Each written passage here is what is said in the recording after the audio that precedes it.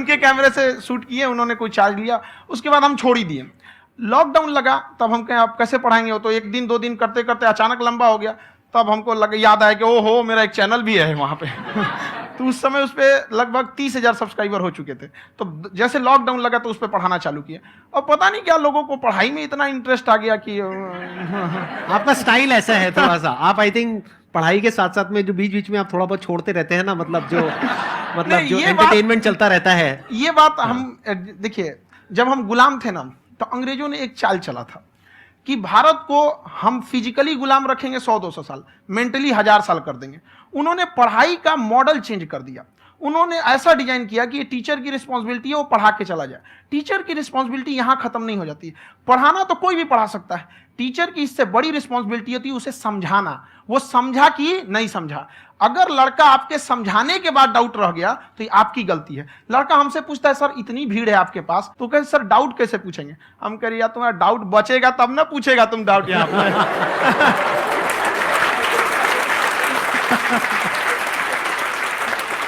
Confidence next level है का answer का, मानना पड़ेगा। और शायद यही वजह है इनकी जो ग्रोथ है उसका। किसी ने शायद सपने में भी नहीं सोचा होगा कि पिछले 2 साल के अंदर अंदर जो आपके चैनल की ग्रोथ हुई है, जैसे आप खुद ही बता रहे हैं कि लॉकडाउन के टाइम पे आपके 30,000 के करीब सब्सक्राइबर्स थे, आज की डेट में 17 मिलियन है।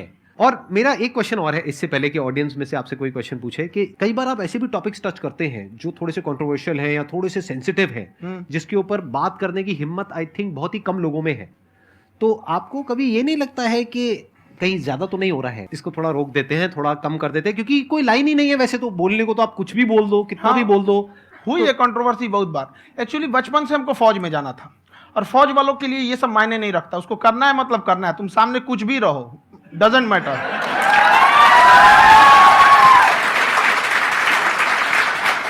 और मैंने YouTube पे देखा कुछ वीडियोस में कि आपका जो इंस्टीट्यूट है वहां पर आज से कुछ साल पहले कुछ बम गिरे थे। हाँ, कुछ गिरे थे, कुछ तो बहुत सॉलिड जगह गिरा था, फटा नहीं वो।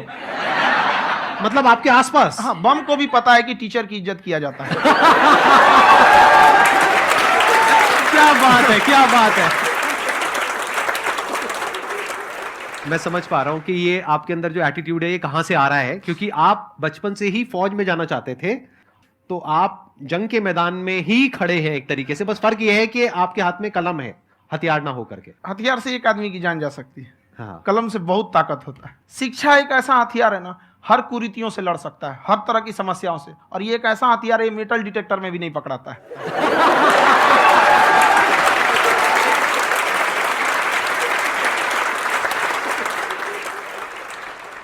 मेरा क्वेश्चन ये है कि अभी प्राइवेट ऑर्गेनाइजेशंस में पीटने का, पनिशमेंट का ये सिस्टम जो है खत्म हो गया है। हम आपके वीडियो में देखे हैं सर कि आप एक बड़ा सा रोल रखे रहते हैं, पुलिस वाला लाठी है वो, पुलिस वाला लाठी है, और स्टेज पे बुला के बच्चों को उसी से धुनाई शुरू कर देते हैं मस्त एकदम से, है ना।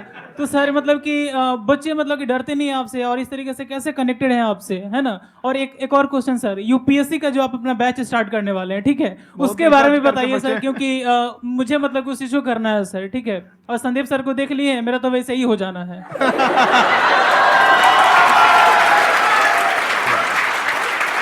क्या हो जाना है? मेरा पूरा कंप्लीट करो। I'll be an IAS officer next year because I have seen you, sir. My day is like complete, sir. All the best. Thank you so much, sir. Thank you. पूरा बोला करो। Thank you. देखिए, लड़कों को जहां तक पीटने की बात है, जब पढ़ाने की बात आएगी तो उसको हम पूरे बेहतरीन ढंग से पढ़ाएंगे। लेकिन जब सजा देने की बात आएगी ना, तो वो भी बेहतरीन ढंग से होगा। ऐसा थोड़ी होगा कि बस एक ही चीज बेहतरीन ढंग से होगा। और डर का होना बहुत जरूरी है। ये डर भी अपने आप में एक मोटिवेशन है, क्योंकि जब आपके अंदर एक थोड़ा सा डर रहे ना, तो डर के भागिए मत। एक ऐसा डर जिसको आप लगे कि नहीं नहीं थोड़ा सा और करने की जरूरत है, फिर तो ये हम इसको क्रॉस कर जाएंगे आप। तो लड़कों के अंदर ये डर बनाना भी जरूरी रहता है। और रही बात यूपीएससी वाले की, जो आपने बोला, बहुत सारे लड़के वेट कर रहे हैं यूपीएससी की, क्योंकि 2-2.5 लाख फीस सारे लोग एफोर्ड नहीं कर सकते। और हमारा वही रहता है, हम तो ज्यादातर हमारे स्टूडेंट देखेंगे तो किसी के रिक्शा वाला, सब्जी वाला, यही लोग, इनको तो 2.5 लाख रुपया, इनके पास पूरी संपत्ति नहीं होती है, फीस कहाँ से भरेंगे वहां पे, उसके बाद रहेंगे कहाँ से। तो ऑल ओवर इंडिया से, कश्मीर से कन्याकुमारी तक, गरीब से गरीब भी लड़का उसको पढ़ सकता है। यही कुछ 1000 रुपये मंथली, 12-14 हजार साल का पड़ेगा, खत्म हो जाएगा इतना में।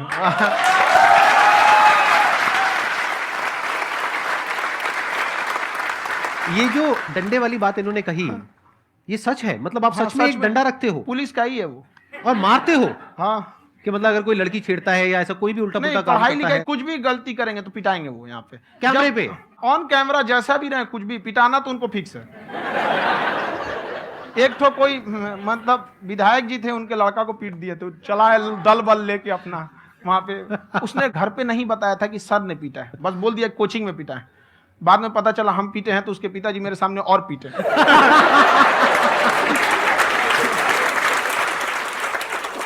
सर आपका सबसे बड़ा डर क्या है आप दोनों का? फौजी को डरे नहीं लगता है,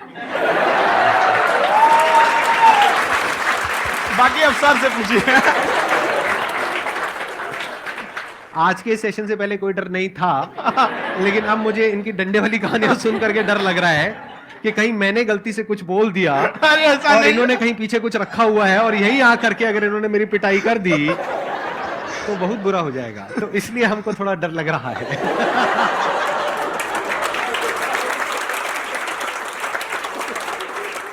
आपकी डेली कितने घंटे क्लासेस होती हैं? 6-7 घंटे।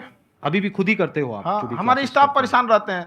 हम 1:30-2 बजे सोते हैं, सुबह 6 बजे उठ जाते हैं, परेशान रहते हैं।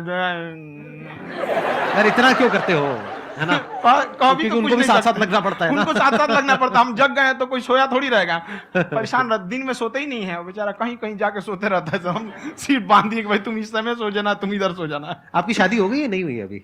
मेरी खुशहाली देख के आप आइडिया लगा सकते हैं।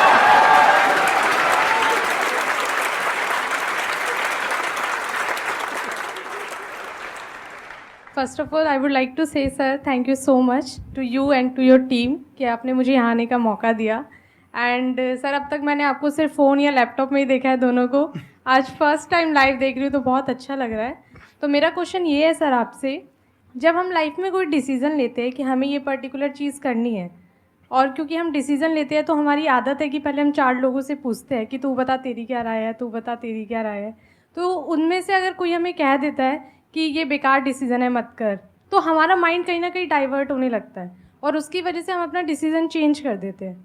तो मेरा क्वेश्चन ये है कि कैसे हम अपने डिसीज़न पे स्टिक रहे, कैसे हम जो दूसरे के ओपिनियन है उनको अफेक्ट ना होने दें अपने ऊपर।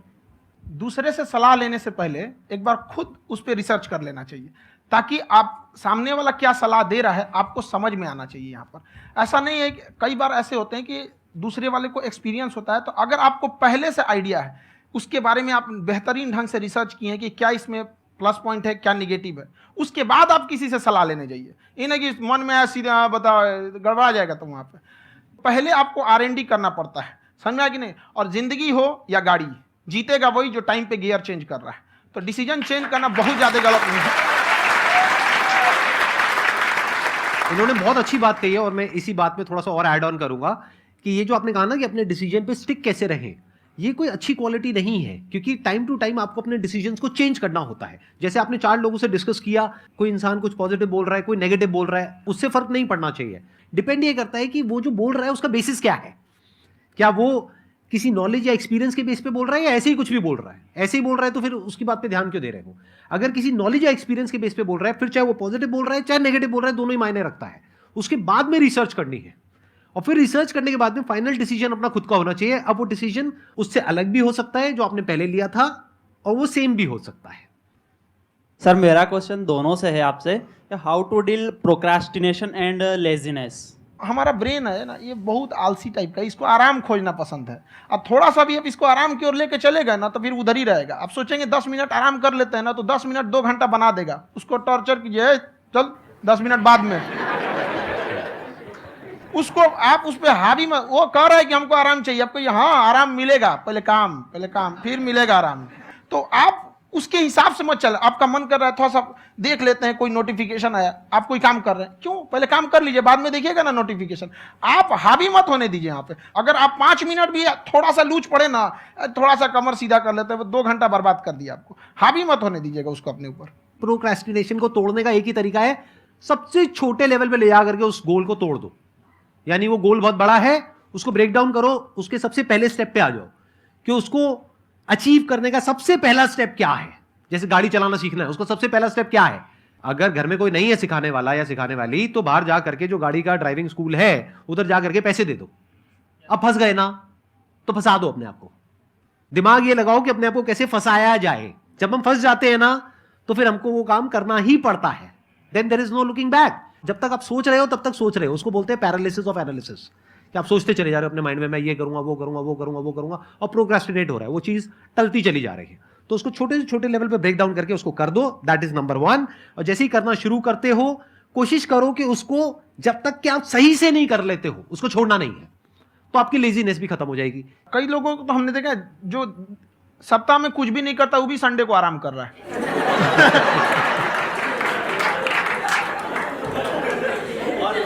वैसे कहा भी जाता है कि अगर कोई काम आपको करवाना है ना तो ऐसे किसी इंसान को दो जो बिजी है, हाँ। ऐसे आदमी को मत दो जो खाली है। ये परफेक्ट एग्जाम।